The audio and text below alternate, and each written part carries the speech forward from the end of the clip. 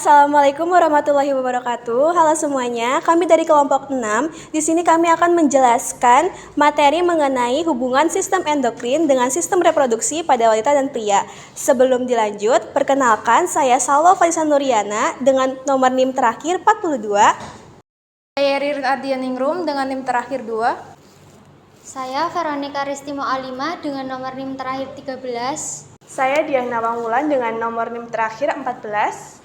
Saya Naila Izzatu Rohmah dengan NIM terakhir 20. Saya Ayla Syahroni dengan NIM terakhir 44. Dea Saputri dengan nomor NIM terakhir 46.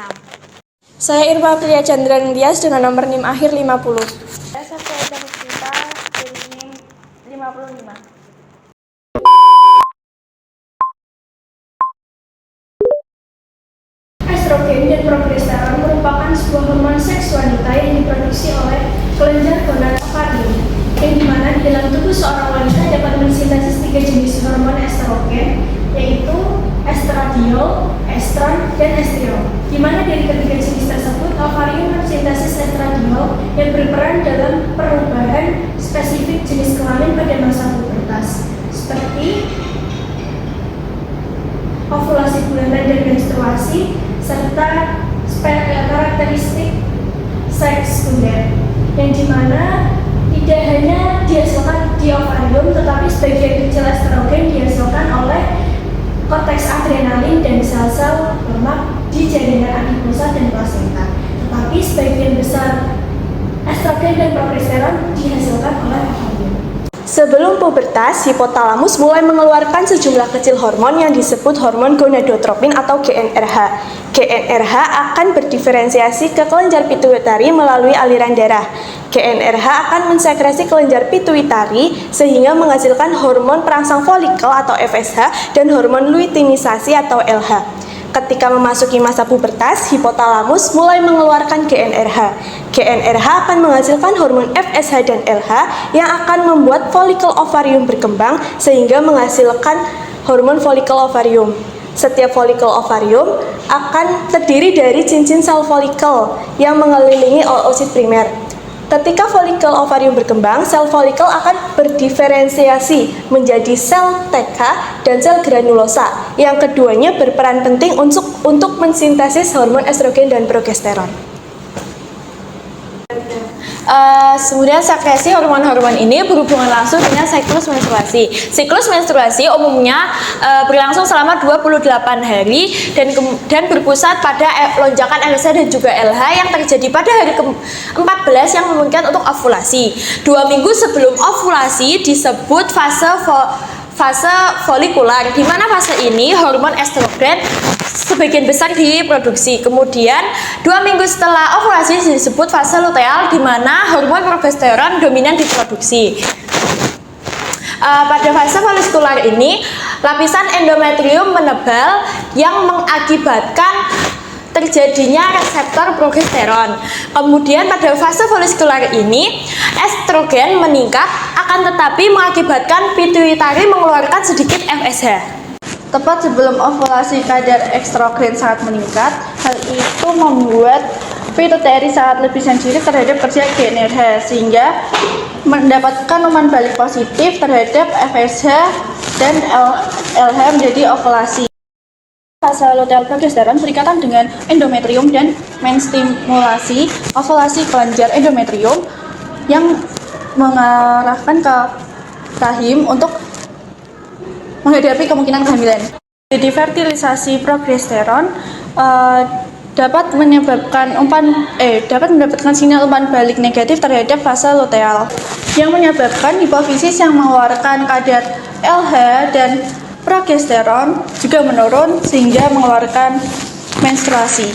Estrogen dan progesteron memiliki efek lokal yang berarti mereka bekerja pada bagian organ dan jaringan di sekitarnya. Juga efek sistemik yang berarti mereka bekerja pada bagian seluruh tubuh. Pada efek lokal, estrogen dan progesteron memiliki tanggung jawab dalam pematangan organ reproduksi wanita seperti tuba palovi, uterus, serviks, dan vagina. Estrogen juga memiliki tanggung jawab pada ciri-ciri seks sekunder wanita seperti pertumbuhan payudara, pelebaran pinggul, distribusi lemak pada pinggul dan paha. Pada efek sistemik, estrogen memiliki efek perlindungan pada sistem kardiovaskular untuk menjaga dinding pembuluh darah agar tetap fleksibel, juga untuk mempertahankan kepadatan tulang.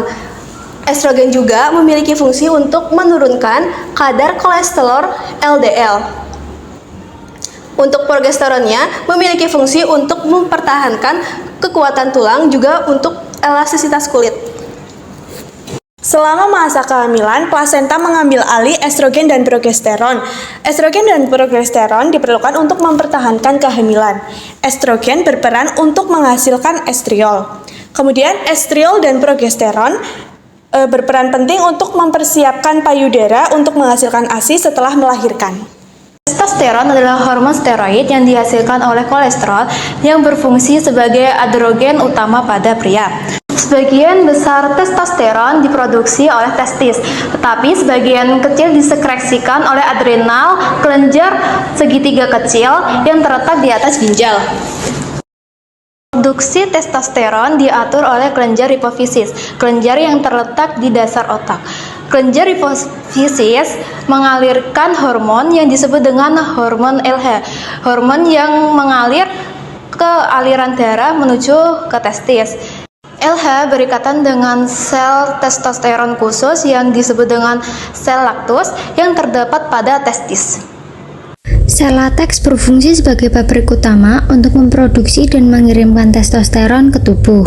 Testosteron yang telah dilepaskan oleh sel lateks memasuki aliran darah dan menyebar ke seluruh tubuh, yang akan berpengaruh kuat pada banyak sistem, seperti otot, otak, hati, penis, dan jaringan adiposa.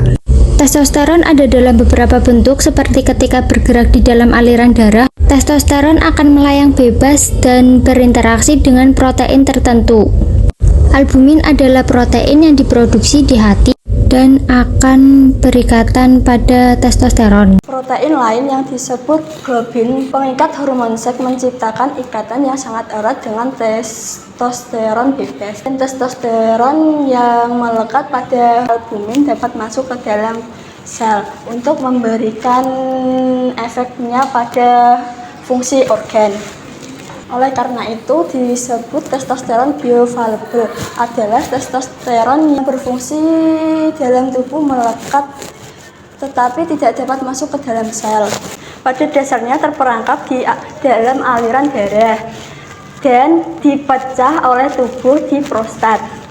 Testosteron dapat diubah menjadi hormon lain, yaitu DHT, yang dapat menyebabkan pertumbuhan prostat. Sebagian testosteron juga dapat diubah menjadi estrogen oleh enzim aromatase. Enzim aromatase ini terletak pada jaringan adiposa atau lemak. Jumlah aromatase yang tinggi dapat menyebabkan kadar testosteron rendah karena produksi estrogen yang berlebih. Dengan memahami pembelajaran testosteron ini adalah langkah pertama dalam mewujudkan pentingnya hormon pria. Diagnosa dan pengobatan testosteron ini didasarkan pada hal penting ini. Nah, itu dia penjelasan dari kelompok kami mengenai hubungan sistem endokrin dengan sistem reproduksi pada pria dan wanita. Kurang lebihnya kami mohon maaf. Terima kasih. Wassalamualaikum warahmatullahi wabarakatuh.